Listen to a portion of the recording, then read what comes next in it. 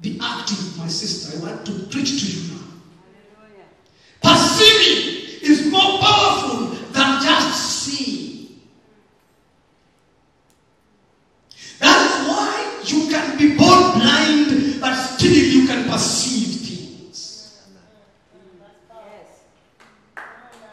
You don't only need the physical eyes, but you need the interpretation sense of sight.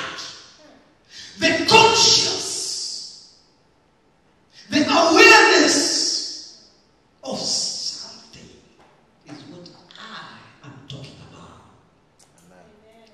Hallelujah! Amen.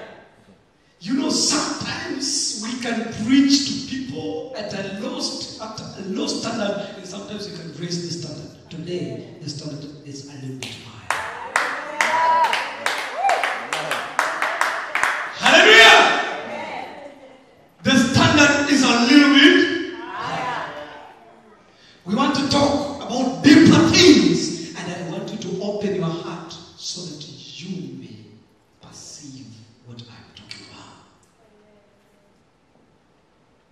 To perceive is not only to see, but to perceive is the report that you carry after seeing.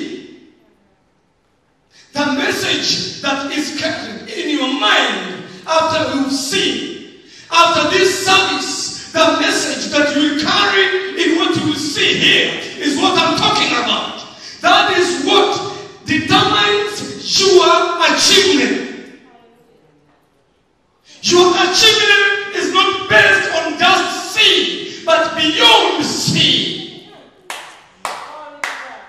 You need to see that after seeing, there is an interpretation of what you saw. The passage that I read is talking about those 12 spies that were sent to survey the land. They went to survey and do a search, a research, and bring back a report of what they saw.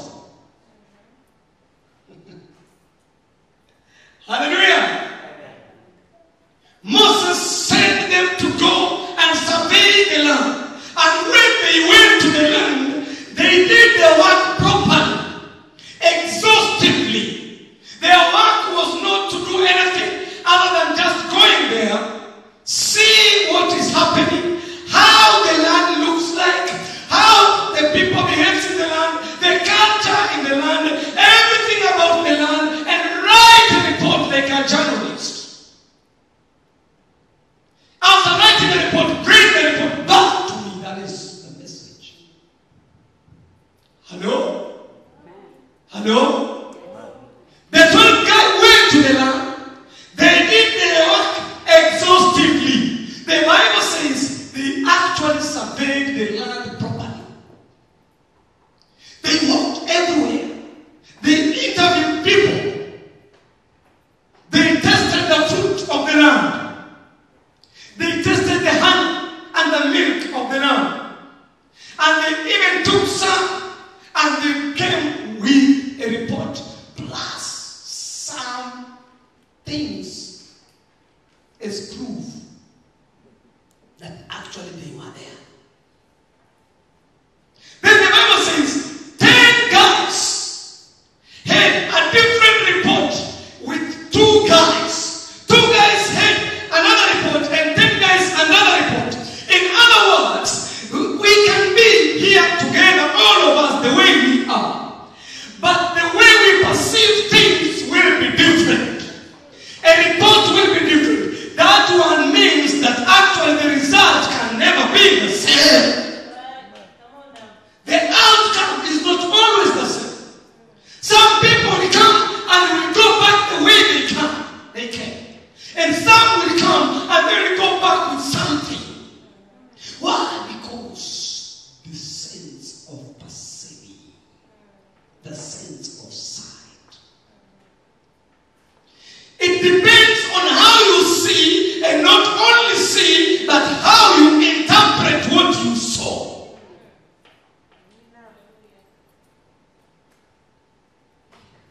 Hallelujah. I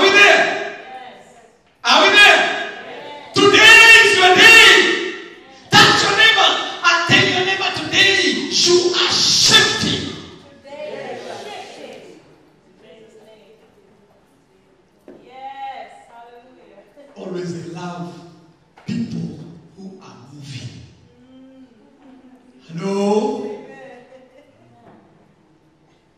The problem you have today is not the things that are happening around your life, but the problem is how you perceive those things that are happening around your life. What makes you cry is the way you perceive things around your life. What makes you pray is how you. What will make you see good is the interpretation of what you see. The problem is in the interpretation, the sense of sight. Today, I want you to work so hard in your sense of sight, because the sense of sight has been delaying you from achieving your goal, from reaching your goal. The sense of sight is what you need today. Uh-oh. Are you there? Amen. Hello? Amen. Perceive. Say it again. Perceive. Say like somebody who has received something already. Perceive. Say like somebody who has realized a problem in his or her life and is ready to do something about it. Perceive. Hallelujah! Amen. When they brought a report, 10 guys said, Moses, we've been there. We've seen the land. Actually, it is fruit is full of honey and milk. And actually, the fruit of the land is so sweet. The land is so rich and fertile. And even we have brought some fruits for you to prove that we were there. So whatever we are going to tell you is true. Why? Because actually we were there. The problem is not only to be there. You can be there and still come back the same person. Hallelujah. You can be there and still come back intimidated. You can be there and come back very frightened and threatened. Yeah. So being there is not a solution to the problem. Yes. Hallelujah. Being in the presence of God is not a solution. You can enter the presence of God and get out of the presence of God more humiliated than the way you enter the first way you enter, you know. Hello? So we can be actually in the presence of God. But the problem is in our sense of sight. How we interpret what we see in the presence of God. These guys told Moses, listen, there is a problem. We cannot conquer that land. Because the land is land of giants, sons of Anak are giants. And the land they have built a wall, a very great wall around the land. There is no way we can get there. There is no way we can conquer those guys. And actually, let us tell you, we know the land is good, but let us forget about going there. Forget this thing of going there. We cannot make it. We cannot make it.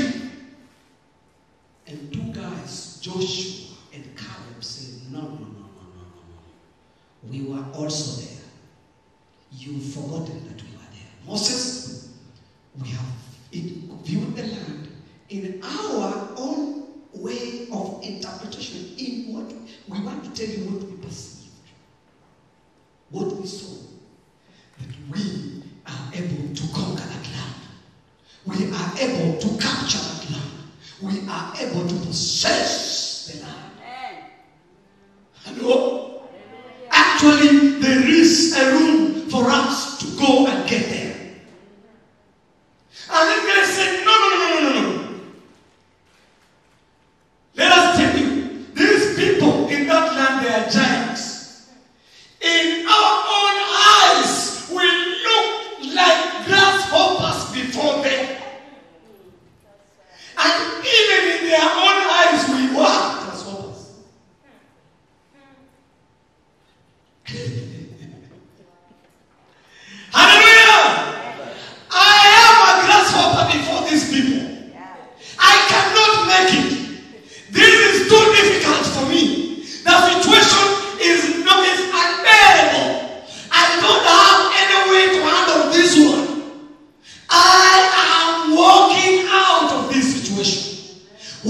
because I